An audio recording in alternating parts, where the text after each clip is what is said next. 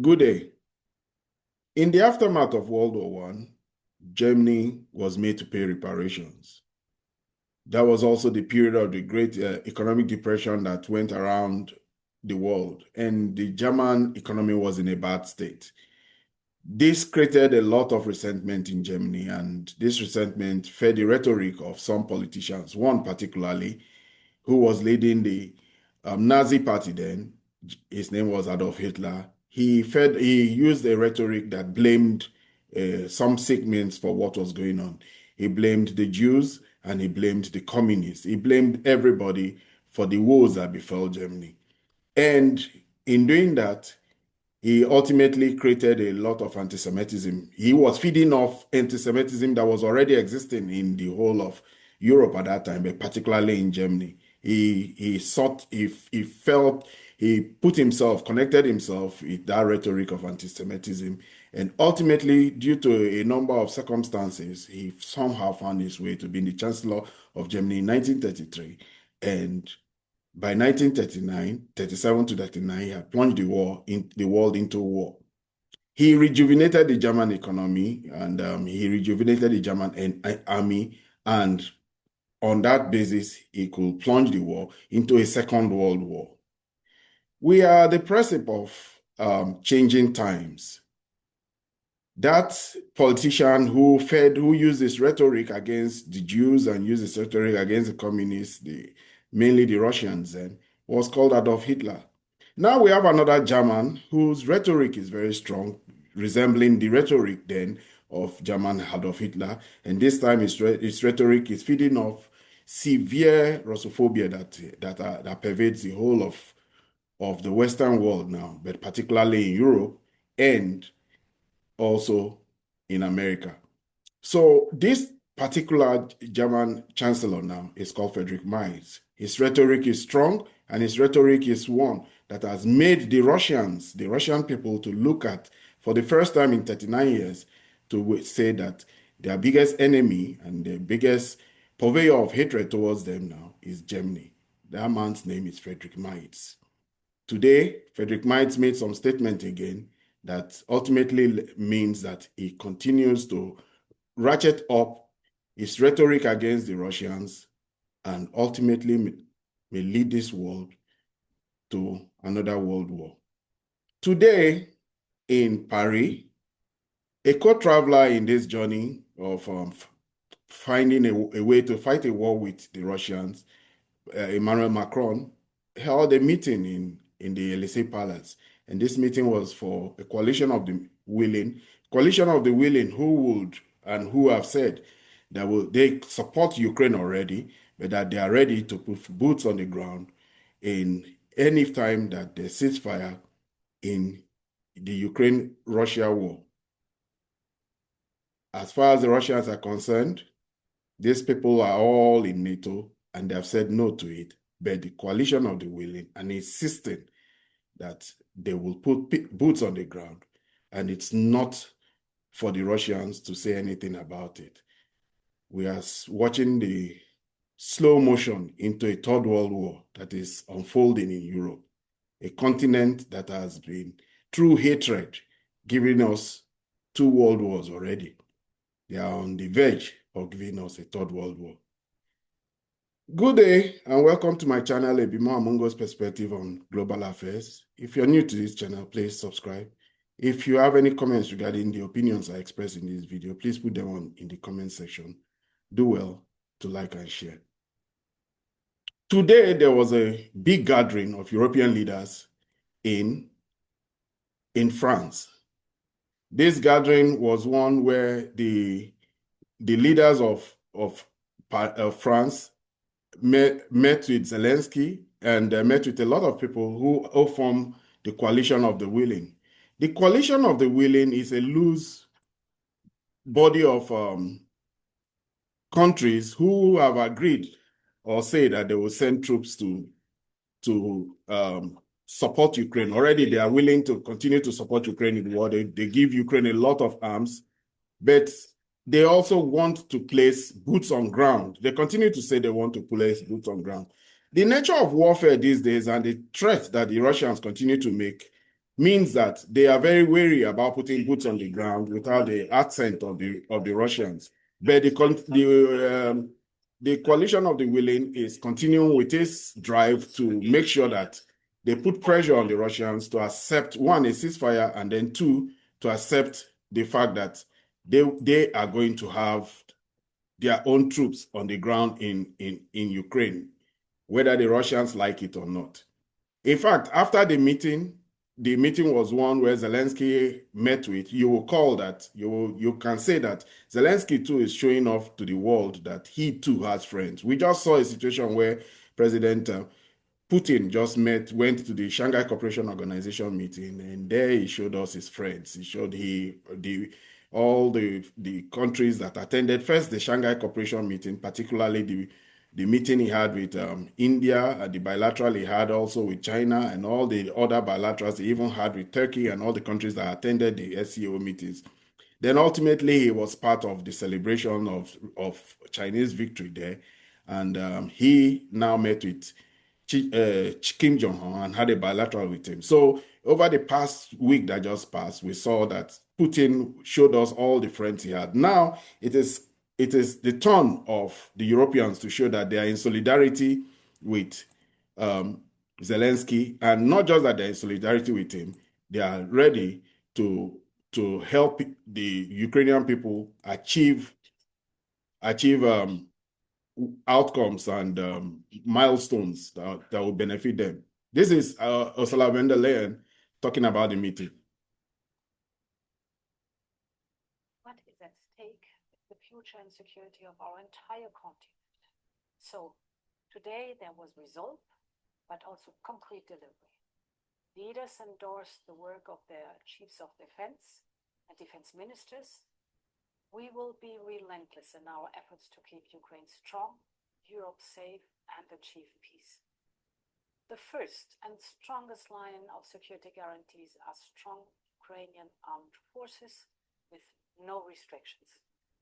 We must turn Ukraine into a steel porcupine, indigestible for present and future aggressors. That means standing armed forces that are strong, well-equipped, and modern. Our defense industries are accelerating cooperation to make this happen. Europe will continue to train Ukrainian soldiers. Almost 90,000 have already been trained, and we have committed to do more. The second layer of the security guarantees are reassurance forces, including a US support.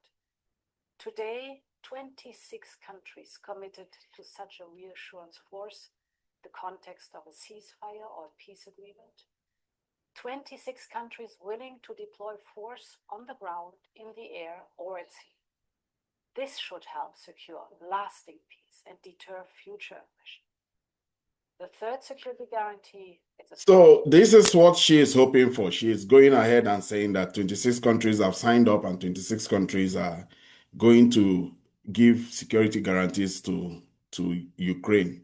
Well, the way it is now, what we have in the yes camp is we are sure that France and UK are very much in the yes camp. They have said that they're going to put troops on the ground. Belgium and Lithuania and Estonia too have signaled that they are ready to participate in the coalition of the willing. We also have they have a group that say maybe they are not yet sure, because one thing is clear, is uncertain. President Trump has been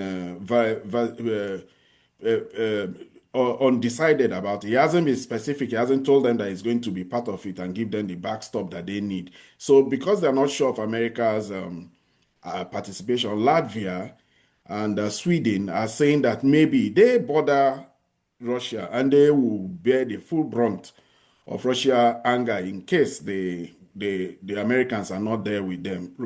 We should know that Sweden is a recent member. They thought they were pushed into joining because of the gung-ho and the full commitment then of the Russian president, of the American president then, Joe Biden. Now we have these countries, funny enough, who have said they won't be sending troops on ground. They will be helping the Ukrainians in their own way, and that's Germany. Germany says that they will continue to send aid. They have already sent $47 billion to the Ukrainians. They are the largest, second largest outside the Americans. They are arms, and they particularly are important because after the Patriot missiles is the Iris-T missile systems of the Germans that are very particularly used by the Ukrainians. Hungary has said flatly they are not part of it. Italy has said they are not going to be a part of it, and we know for certain. I can say, and I can put this categorically, that America is not going to be part of it. America under Trump has become a problem to the Europeans. America, while they had an ally that rallied them, put them together, and then also now made them to go into war with the Russians, this particular president, I have said many, many times, is not a fan of Ukraine. Whatever political or strategic thinking anybody wants to think about his reasons, President Trump is a human being. He has memory. He knows what Zelensky and the Ukrainian people did to him. He knows he was impeached by the actions of these Ukrainians. Actions that were not true, was exploited by the Democrats, and that led to his impeachment. He does not like the Ukrainians. He will not support the Ukrainians, and he has said it repeatedly that he is not part of this program. This talk of security guarantees and coalition of the willing made the Americans to put a statement very clearly. One of the people who was there, because while the meeting was going on, one of the people who was at the meeting at the early stages of it was Steve Witkoff. But Steve Witkoff left the meeting 20 minutes into the meeting when it was they were expecting a call from from President Trump, and that call did come. We got to learn that call was acrimonious. President Trump accused the Europeans of continuing to support the Russian economy by buying Indian oil.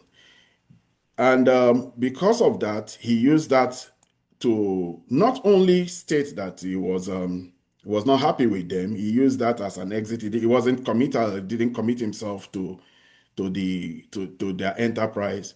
And later on, we got a very shocking news. President Trump practically cut off aid to support Eastern European countries of Latvia, Estonia, and all those other countries within the eastern border. When asked about these security guarantees, NATO President Secretary General Mark Rutte said, "Why are we interested in what the Russians think about troops in Ukraine? It is a sovereign country. It is not for them to decide." Mark Rutte is insisting that these security guarantees and boots on the ground and coalition of the willing thing is Ukraine's decision to make. But the main thing here now is that this is supposed to be after a ceasefire, and there will be no ceasefire if the Russians don't agree to it. And the Russians are saying that they will not tolerate any form of any European involvement in the Europe. Already the Russians showed clearly that they don't tolerate that. Today there was a Danish team who said they were there demining one part of Ukraine, and they were in civilian cars, and the Russians told them that whether you are in civilian cars or in pullover, whatever kind of camouflage or whatever you are there, we don't tolerate it. And they made them understand that. The Russians blew up those Danish team of humanitarian team. And that has been the big news today, the big news of propaganda, because we should not forget that this is a war fought on two planes, many layers to this war. One of them is propaganda. It used to be that the only propaganda and the only news out there was about Russian actions or Russian evil actions put out by the Ukrainians. But now the whole world sees a lot because of channels like mine, channels and all the access that people have now to channels across YouTube. And also people are also beginning to question the narrative being put forward by the Western press. So today the Danes got a taste of Russian anger when they blew up that thing. So President Trump has said that he didn't assure them of anything, and he has already insisted that they should be the one paying. That was the reason why he took away the support. Pentagon announced to the Europeans that they should be the one paying for all kinds of security arrangements within the eastern part of Europe. Well, going further about the rhetoric being put forward by the German Chancellor, first we should look at this. The German Chancellor, first of all, called Putin a war criminal. He has been making a lot of statements. He is the one who, while his party was not even doing very well, he insisted that he would send Taurus missiles to the Ukrainians. Those Taurus missiles that statement has gotten the response of the Russians, who have said that they will retaliate in kind. The thought here now is that the Russians will use Oreshnik and possibly blow up one very important building in Berlin. We think it may just be the Reichstag.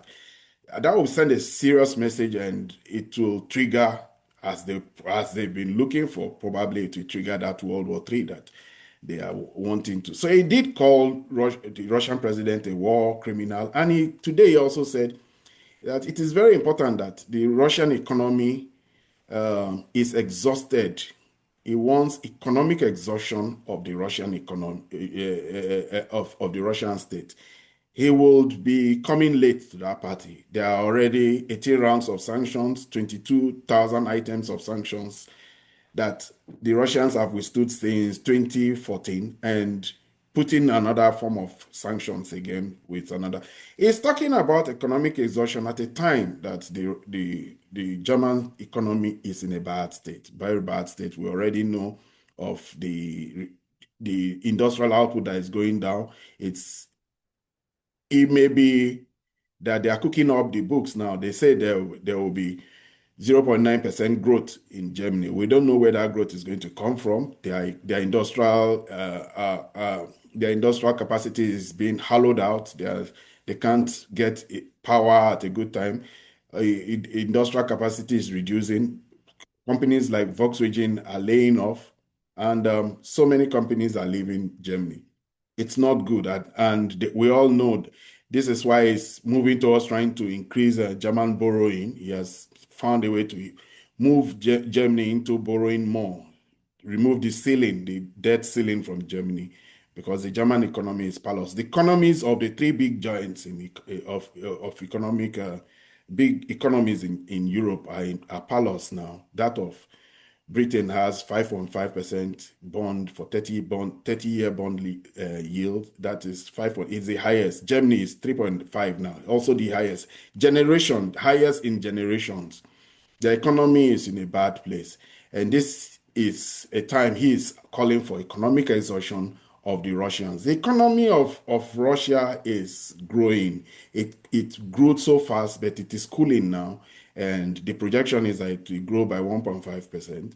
The Russians are trying to reorganize their economy as they are pivoting completely and totally towards the east. We saw them in this new Power of Siberia plant that they just agreed to the pipeline. That will be a very big pipeline that will just take almost all the capacity of gas that they used to give to Europe. That will be pivoting completely now to the east. And the Russian economy is now booming. Industrial output is growing. All the sectors, automotive, chemical, and aviation, all is growing because they may not be at a war setting, but they are stocking up. They seem to believe that this war with Europe is going to come, not because they want it, but because Europe is determined to have it. We should not forget that the First World War destroyed Europe in one measure of degree. The Second World War obliterated Europe and took away all the empires in Europe. The French Empire, France lost its empire, the Britons lost their empire, and we now got a hegemon in America.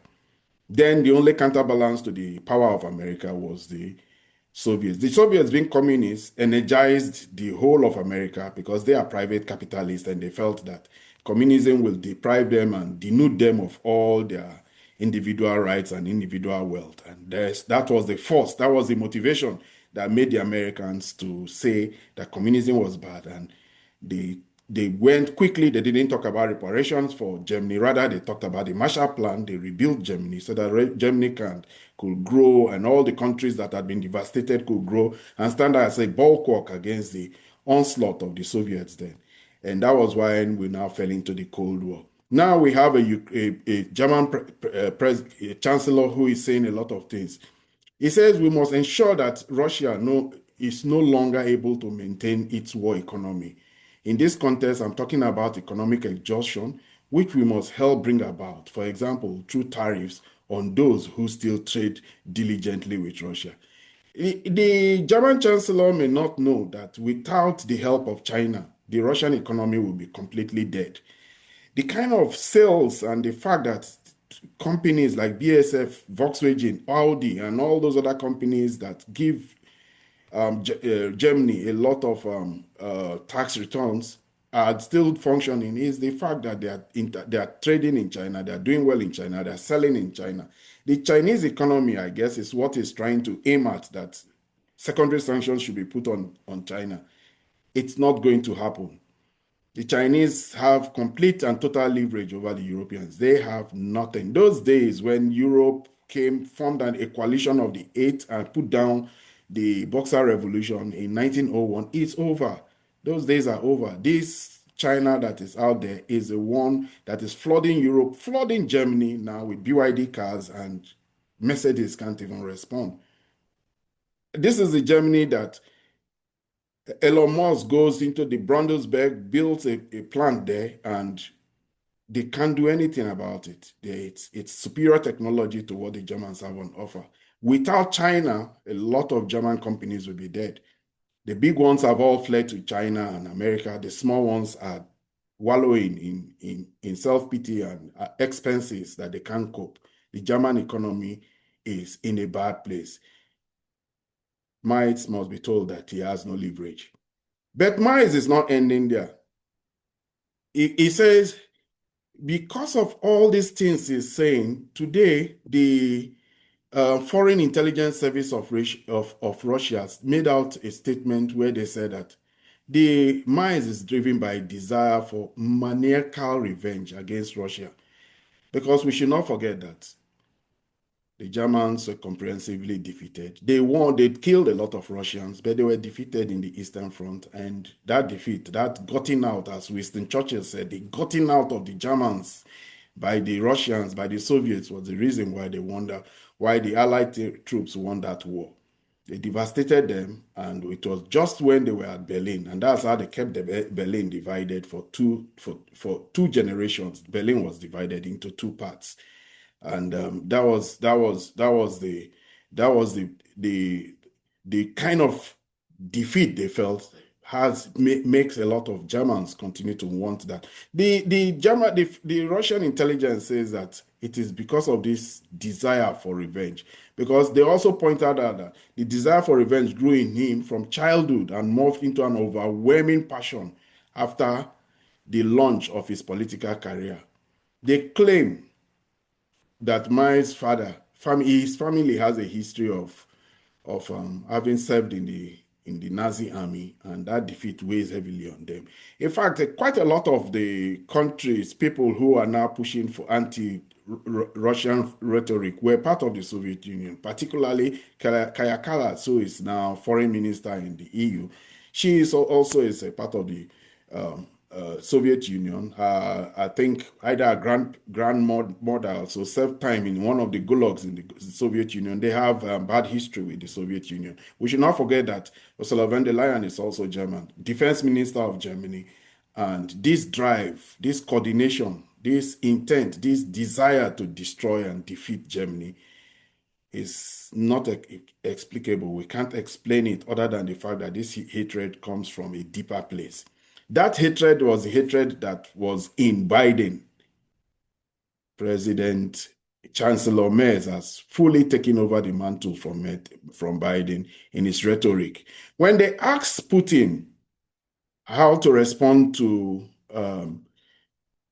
this statement by Merz that is a war criminal, Putin just waved it off. He says, I think that Merz was And the remark he made is an unsuccessful attempt to absorb himself, maybe not himself personally, but his country and the collective weight of the responsibility of the tragedy that is currently unfolding in Ukraine. We should not forget that Ukraine is devastated, no matter the high fives and all the back patting that is going on here. Ukraine is a country that has lost 4 oblasts, a country that the richest and most fertile parts of its land has been taken off it from it. It has lost 10 million people to immigration. They've left, and it has lost the flower of its youth. A lot of the people who are fighting now have been killed, and Ukraine is devastated. The Russians continue to say that if Ukraine does not make peace, they are going to take the whole of Novorossiya. That simply means they will add Odessa, Nikolaev, and move all the way to the Transnistria. The other day, we saw a map by Gerasimov, behind Gerasimov, while he was making a briefing to the defense minister. He showed that they consider all that part to be Russian territory. It's just a matter of time.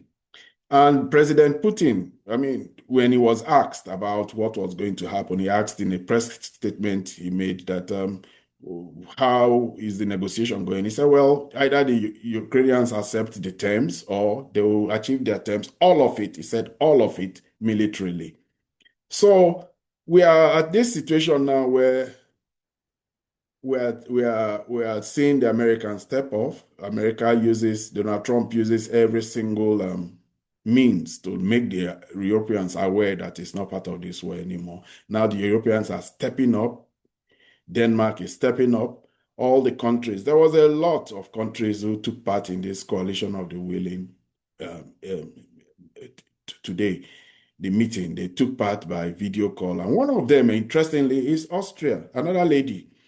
On behalf of the Chancellor, they forget the pain the Soviet Union put on them. The Soviet Union descended heavily on Austria to the extent that Austria decided that it was best for them to be neutral. Now they want to break their neutrality like the Finns. Alexander Stubb has become another. He's a co-partner with Merz in this enterprise to find a war with the Russians.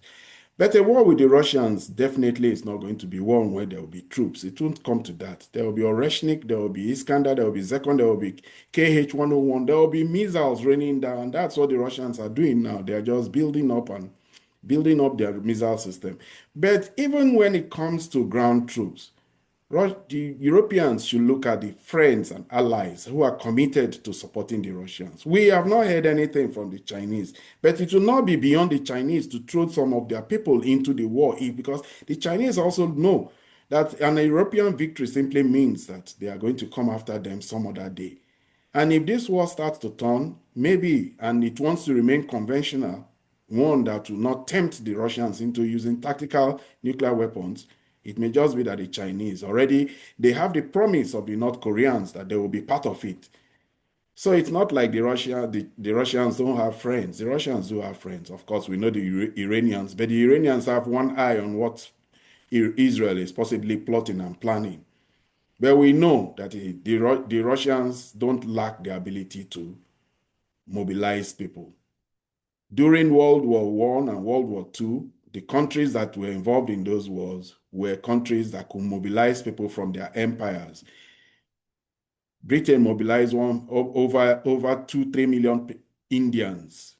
They mobilized people from West Africa. They mobilized from all across their empire. They brought in the Australians. They brought in the New Zealanders. It will not happen anymore. They don't have that kind of leverage. And the kind of weaponry they used to have, they don't have it anymore. Now everything is within the domain of Asia.